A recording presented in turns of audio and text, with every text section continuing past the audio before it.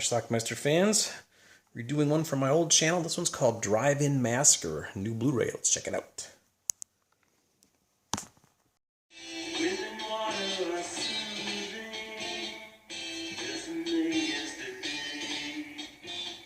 At the drive-in movie theater, we have a couple about to get a little frisky.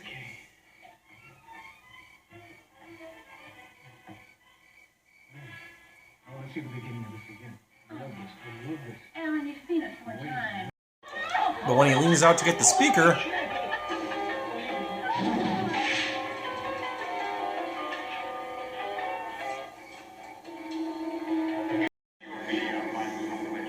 you know she's next.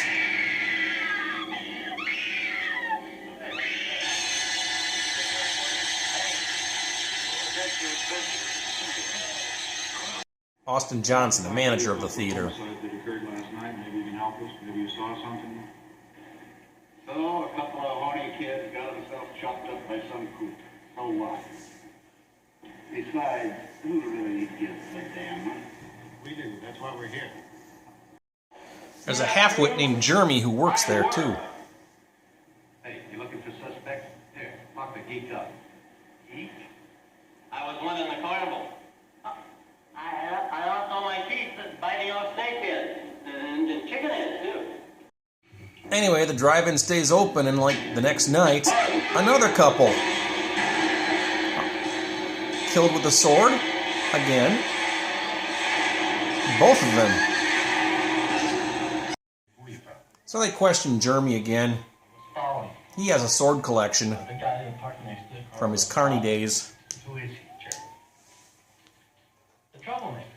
The one that always comes and never stays in one spot. His car was right next to the murder car? Then the cops interview this pervert named Orville who used to go to the movies to jerk off, watching other couples make out. Like the picture.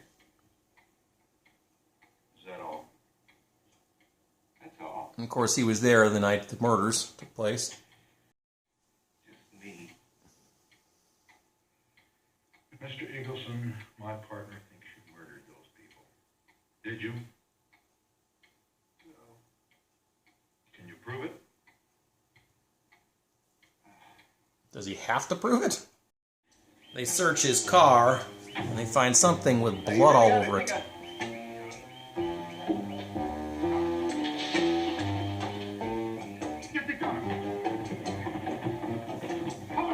He says it was from a dog he hit, though. I didn't do anything.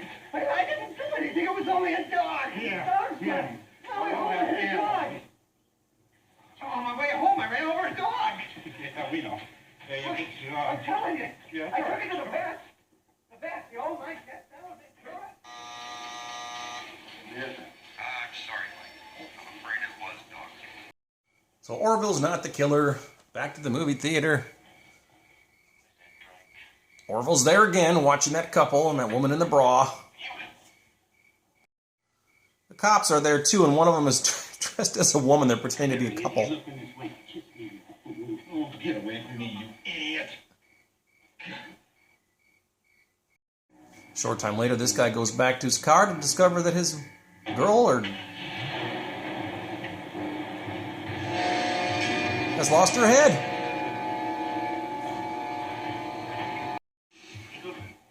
Where's he? Someone got to Orville too.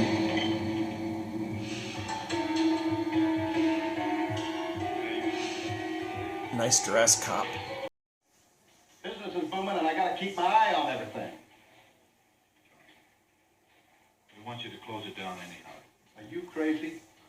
We haven't done this much business since the place opened. You get a court order and close it for you. Well, that's the only damn way you're gonna do it.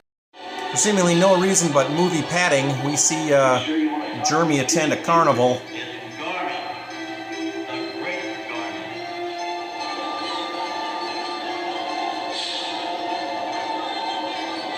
I would say you're free. George Buck Flower. You like that? Cops got word that some guy had just killed somebody, 2 people with a machete, so they automatically assume this is their man. And he's holding a captive in a warehouse. Apparently this scene was added just to add some more padding to the movie.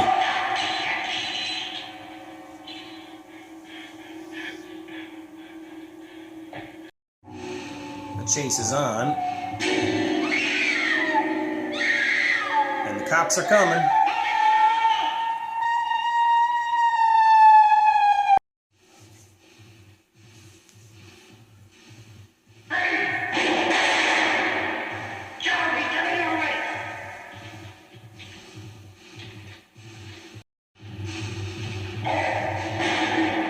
That's the end of him.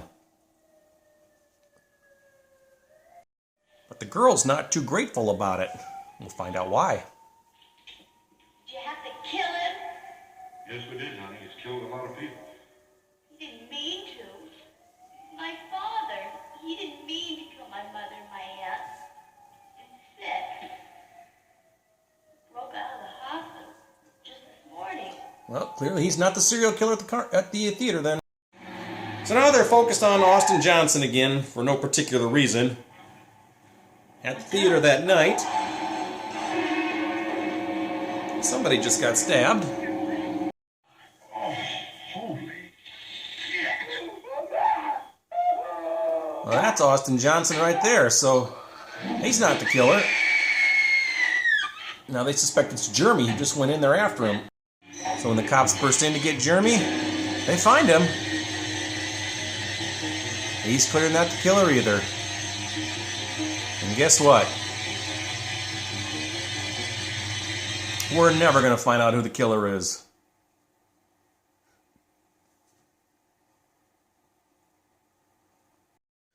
Okay, let's talk about this movie called Drive-In Massacre. It's a movie that my Schlockmeister brother Jeff originally had on a pre-recorded VHS tape, one of those clamshell boxes, I believe. And I borrowed it from him back, oh God, maybe 1994 or so. And I brought it home and watched it, and I thought it was okay. And that's pretty much the end of it. I ended up getting a copy of it myself years later. And then I think the second time I watched the movie was in 2012 when I reviewed it on my old channel. I haven't seen it since. Now and again, I watch it today, which was the first time since then. So this is the third time in my life that I've watched this movie. It's 74 minutes long, not very long at all. Very easy to get through. It's a very cheap horror movie, amateurish acting, but it does have a couple of decent gore sequences, including some decapitations.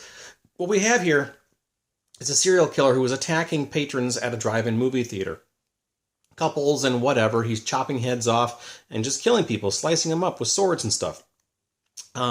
The owner, or I should say the manager of the theater is this bald guy named Austin Johnson. He's kind of an asshole. He's not very helpful to the police. He doesn't care who gets chopped up because for whatever reason, the fact that people are dying at this theater, the place stays open and he's real happy about it because it's bringing in new business. I don't know, go figure. You'd think the police would have shut it down, but nope, they don't. And there's this other guy named Jeremy who's some sort of like ex-carnival freak or something who's not very intelligent. He is cleaning up the place, and he has a sword collection himself from the owner of the theater who's in Hawaii, because he used to be in the carnival business too. I don't know. So anyway, there's suspects all over the place, but it seems clear from the beginning that neither one of these guys are the murderer. So anyway, it seems like night after night somebody gets slaughtered at this theater, and yet people still keep coming back. And it's amazing to me that the cops can't catch that guy because clearly he's attacking this theater over and over again, yet he gets away with it. Even though at least one night the two cops who are investigating this are there in the theater masquerading as a couple. One of them is dressed up as a woman. It's preposterous.